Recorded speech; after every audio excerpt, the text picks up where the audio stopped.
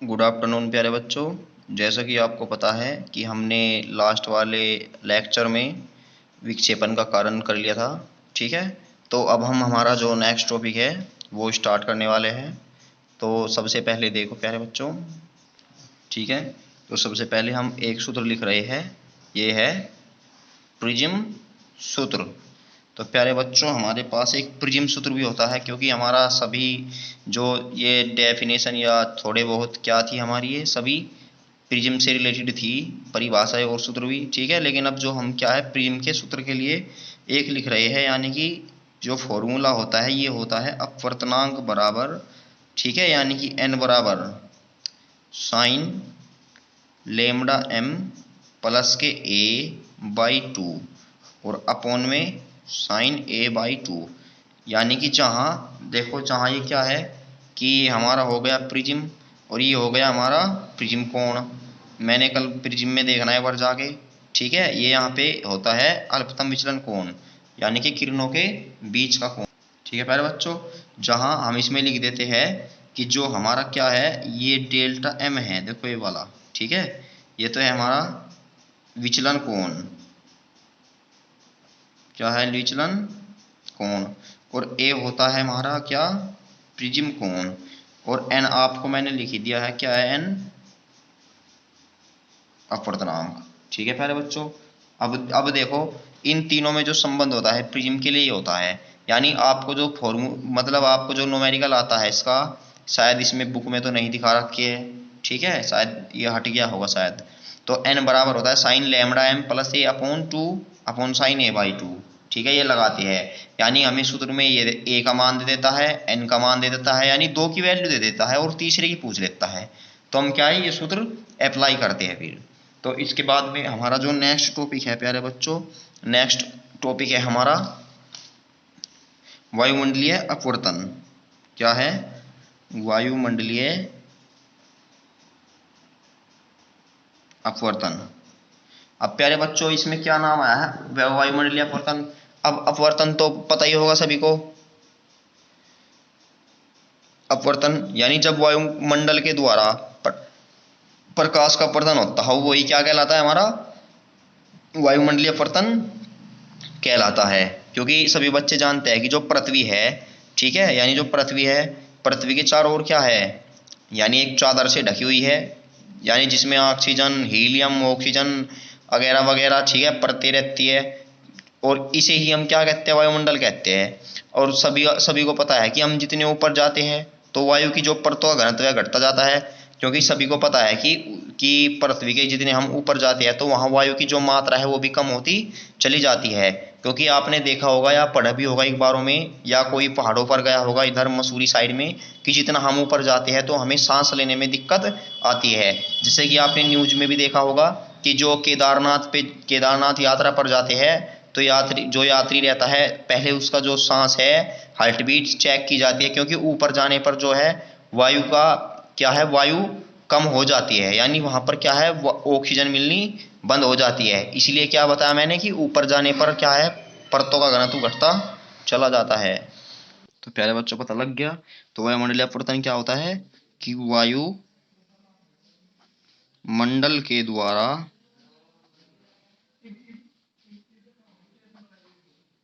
प्रकाश का अपवर्तन वायुमंडलीय अपवर्तन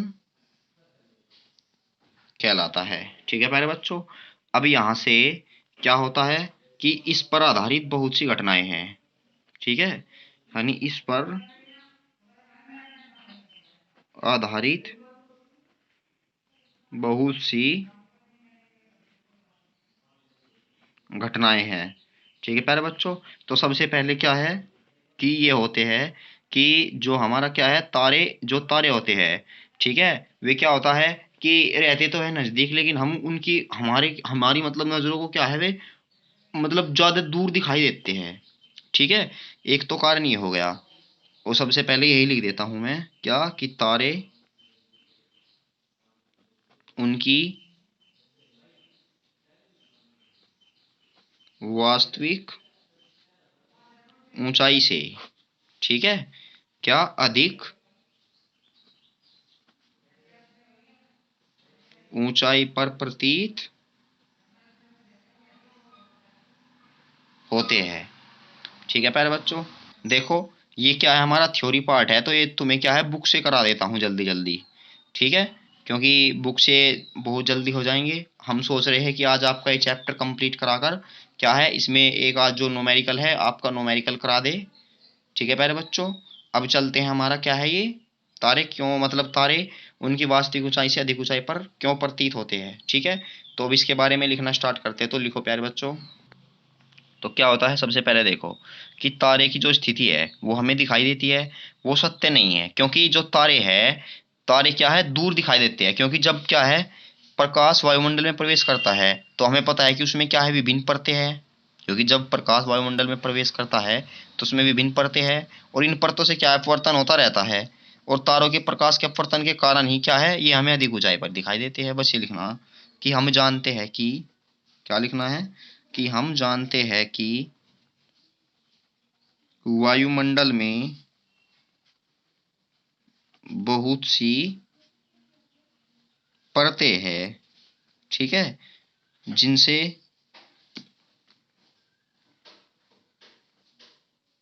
जिनसे प्रकाश का अपवर्तन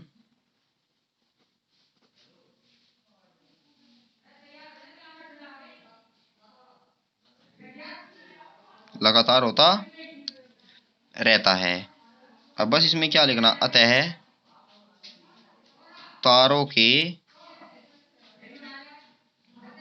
प्रकाश के अपवर्तन के कारण ये हमें क्या होता है, अधिक ऊंचाई पर दिखाई देते हैं। ठीक है, नंबर 2 पे है तारे क्यों टिमटिमाते हैं, तारे क्यों टिमाते हैं। ठीक है प्यारे बच्चों, ठीक है प्यारे बच्चों, पता लग गया तारे क्यों टिमटिमाते हैं। पहले आपको बताते हैं, ये भी सेम ऐसा ही है, क्योंकि सभी को पता है कि तारे क्या है हमसे बहुत दूर है। ठीक है, तो क्या होता है कि जब प्रकाश आता है, ये भी बिल्कुल सेम ही है, क्योंकि हमें पता है कि वायुमंडल में क्या है कि जो परतें हैं वायु, ठीक है, वे बहुत अधिक है, तो उनसे क्या है प्रकाश का अपवर्तन लगातार होता रहता है, और अपवर्तन के कारण हमें पता है कि अपवर्तन के कारण क्या है कि प्रकाश तो आता है सीधा इनसे, तो अपवर्तन के कारण क्या है ऐसे मुड़ जाता है, यानी अभिलंब से दूर हटेगा या पास आएगा उसके। ठीक है, लेकिन अपनी स्थिति तो खो देता है। लेकिन हम तो यही मानते हैं ना कि जहां से प्रकाश आ रहा है कि जो तारे हैं वहीं पर है, यही मानते हैं हम तो, क्योंकि लाइट जहां से आएगी हम यही तो सोचेंगे कि वहां से आ रही है। तो हम क्या सोचते हैं कि जो तारे हैं वहां से आ रहे हैं, तो क्या होता है कि जो इनका बार बार एक परत से अपवर्तन हुआ, फिर दूसरी परत से अपवर्तन हुआ, फिर तीसरी से अपवर्तन हुआ, तो क्या है अपवर्तन के कारण एक बार क्या है, एक बार ऐसे, एक बार ऐसे, एक बार ऐसे, तो क्या होता है इसी कारण अपवर्त बार बार अपवर्तन के कारण ही क्या होता है हमें टिमटिमाते हुए नजदीक मतलब टिमटिमाते हुए नजर आते हैं। ठीक है प्यारे बच्चों, तो अब इसमें लिख दो कि हम जानते हैं कि, हम क्या जानते हैं कि जो तारे हैं, तारे हमसे बहुत दूर है। ठीक है, और उनका प्रकाश हम तक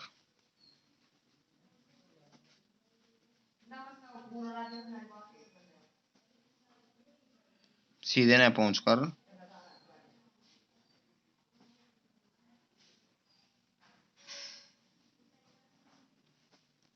अपवर्तन के फलस्वरूप पहुंचता है, यानी अपवर्तन होता रहेगा बार बार उनकी। ठीक है, और जब ये अपवर्तन होता है तो हम तो ये मानते हैं, अभी बताया मैंने, कि जहां से प्रकाश आ रहा है कि वही स्रोत है। ठीक है, तो क्या है कि अपवर्तन होता रहता है, तो इससे बाद में क्या है जो हमारा प्रकाश है प्रतीत होने वाले तारे की स्थिति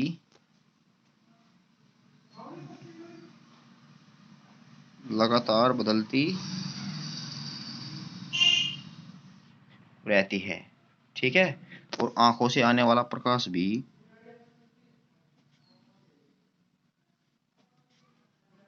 आंखों से आने वाला प्रकाश भी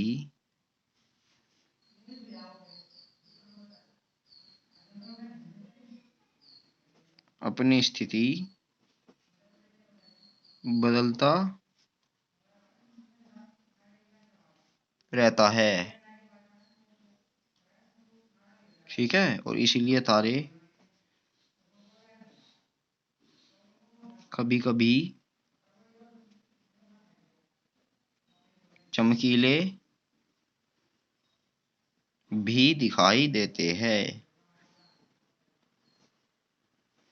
ठीक है प्यारे बच्चों, अब इसके बाद में क्या है कि टिमटिमाते हैं, दिखाई देते हैं, बस ये लिखना है, बस इसमें और ज्यादा कुछ नहीं लिखना। ठीक है, अब इसके बाद आपको भी पता होगी सूर्य वास्तविक सूर्योदय से पहले तथा वास्तविक सूर्योदय के बाद भी दिखाई देता है।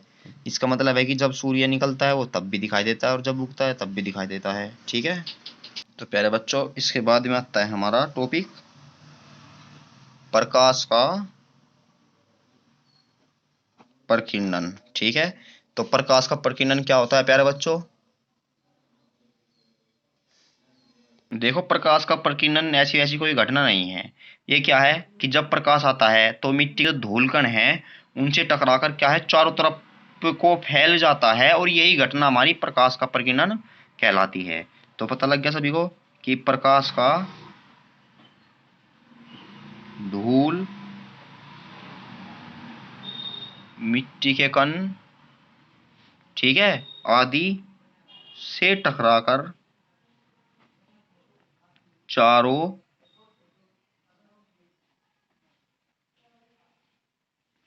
दिशाओं में फैलना क्या कहलाता है? हमारा प्रकाश का प्रकीर्णन। ठीक है प्यारे बच्चों, प्रकाश का प्रकीर्णन कहलाता है। तो प्यारे बच्चों समझ गए होंगे इसे प्रकाश का प्रकीर्णन क्या होता है। ठीक है, अब इसके बाद में क्या होता है, देखो जब प्रकाश आता है, मान लो धूलकण से टकराया, ये क्या है इस दिशाओं में यानी सभी दिशाओं में एक समान रूप से फैल जाता है। तो यही घटना क्या कहलाती है? हमारी प्रकाश का प्रकीर्णन कहलाती है। तो प्यारे बच्चों आई होप सभी समझ गए होंगे कि प्रकाश का प्रकीर्णन क्या है। ठीक है, और इसके बाद में क्या है हमारा, देखो जो प्रकीर्णन होता है, प्रकीर्णन के हमारे कुछ व्यवहारिक एग्जाम्पल भी है, यानी क्या है प्रकीर्णन के उदाहरण भी है हमारे पास कुछ। ठीक है, तो ये उदाहरण क्या क्या है प्यारे बच्चों? सबसे पहले जैसे कि आपको पता होगा कि क्या है कि आसमान का रंग नीला दिखाई देना। ठीक है, सभी को पता है कि आसमान का रंग नीला दिखाई देता है। अब ये क्यों दिखाई देता है? क्योंकि सभी को पता है कि जो आसमान का नीला रंग है प्रकाश के फैलने बिखरने की वजह से होता है, क्योंकि जब जो सूर्य का प्रकाश है वो वायुमंडल से गुजरता है। ठीक है, तो वायुमंडल से गुजरने के कारण, क्योंकि हमें पता है कि वायु में धूल के कण होते हैं, ठीक है, और जब धूल के कण होते हैं तो उनसे टकराती है, टकराने के बाद क्या है बिखर जाती है, तो सबसे कम तरंग दैर्घ्य वाला नीला प्रकाश आसानी से बिखर जाता है, क्योंकि जितने भी हमारे पास प्रकाश के रंग हैं उनमें नीले रंग की जो तरंग दैर्घ्य होती है वो क्या होती है, क्या होती है, सबसे कम होती है। ठीक है, और क्या है सब जिसकी तरंग दैर्घ्य सबसे कम होगी तो उसका मतलब वो चारों तरफ को फैल जाता है। यानी बस इसमें मेन पॉइंट क्या है कि जिस प्रकाश की तरंग दैर्घ्य सबसे कम वो ही क्या है सभी दिशाओं में एक समान रूप से फैलता है। और दूसरा, और जो दूसरा एग्जाम्पल है कि वो सूर्योदय तथा सूर्यास्त के समय सूर्य लाल दिखाई देता है। प्यारे बच्चों सभी को पता है कि सूर्योदय तथा सूर्यास्त के समय, क्योंकि हमसे क्या है बहुत दूर होता है, यानी क्षैतिज पे तो दिखाई देता है, मतलब वो नीचे की ओर को, तो अतः सूर्य का प्रकाश हम तक पहुंचने के लिए क्या है, लंबी दूरी तय करनी पड़ती है। और इस दौरान सभी को पता है कि ये वायुमंडल से तय करके आता है। वायुमंडल में क्या है, धूल के कण होते हैं, ठीक है, और उनसे टकराकर क्या हो, प्रसारित यानी फैल जाता है, और केवल लाल रंग ही हमारी आंखों तक पहुंचता है, जिस कारण हमें सूर्य लाल दिखाई देता है। क्योंकि इस कंडीशन में जब आता है तो लाल रंग क्या है, सबसे ज्यादा फैलता है, क्योंकि लाल रंग का जो अपवर्तनांक क्या होता है, सबसे कम होता है। तो प्यारे बच्चों, आई होप ये समझ में आ गया। यानी एक तो नीला रंग हो गया, और दूसरा हो गया हमारा सूर्योदय, सूर्योदय तथा सूर्यास्त के समय सूर्य का लाल दिखाई देना। तो प्यारे बच्चों, सबसे पहले देखो जो मैंने लिखवाया है प्रकीर्णन के उदाहरण, एक तो है आसमान का रंग नीला दिखाई देना, सूर्योदय और सूर्यास्त के समय सूर्य का लाल दिखाई देना।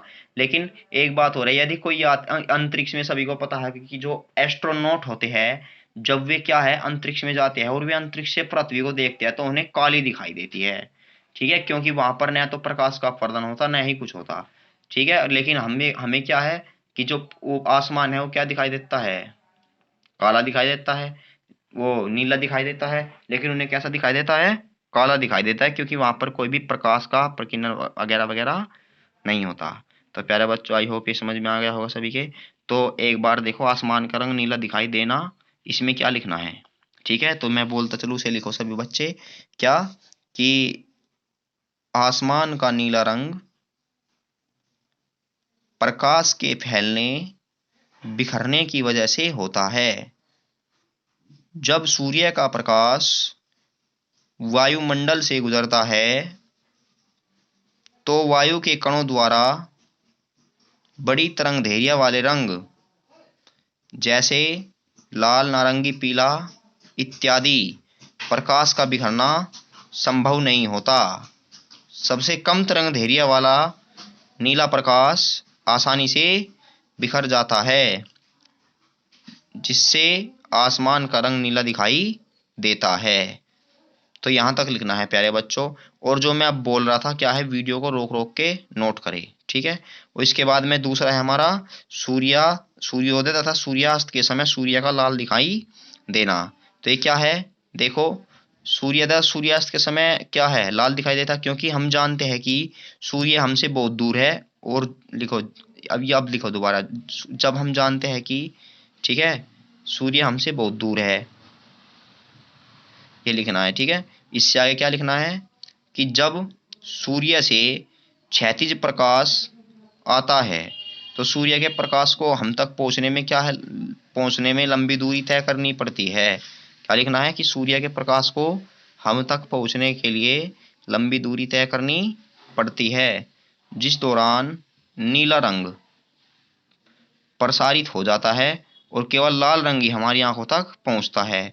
क्योंकि सभी को पता है, बस ये लिखना है, पहुंचता है, जिस कारण हमें सूर्य लाल दिखाई देता है। क्योंकि सभी को पता है कि जब नीला रंग क्या है, सबसे ज्यादा प्रसारित होता है, तो इसलिए आसमान में चला जाता है, ठीक है, और आसमान कैसा दिखाई देता है, नीला। तो प्यारे बच्चों, यहाँ तक किसी को कोई डाउट, तो इससे आगे के चलते हैं हम अपने टॉपिक पर। देखो, जो मैं नोट करवाता हूँ, आप वीडियो को रोक रोक कर नोट कर लिया करें, क्योंकि ये क्लास क्या है हमारी, ऑफलाइन मतलब है तो ऑनलाइन, बट क्या है, लाइव नहीं है। तो इसीलिए लाइव का फायदा उठा करो, क्योंकि लाइव में भी क्या है, यही मिलेगा जो तुम्हें यहाँ मिल रहा है, ठीक है। तो अब चलते हैं हम अपने नेक्स्ट टॉपिक पर, कि हमारा नेक्स्ट टॉपिक क्या है, क्योंकि अब हम ये चैप्टर कंप्लीट कर देंगे यहीं पर। तो प्यारे बच्चों,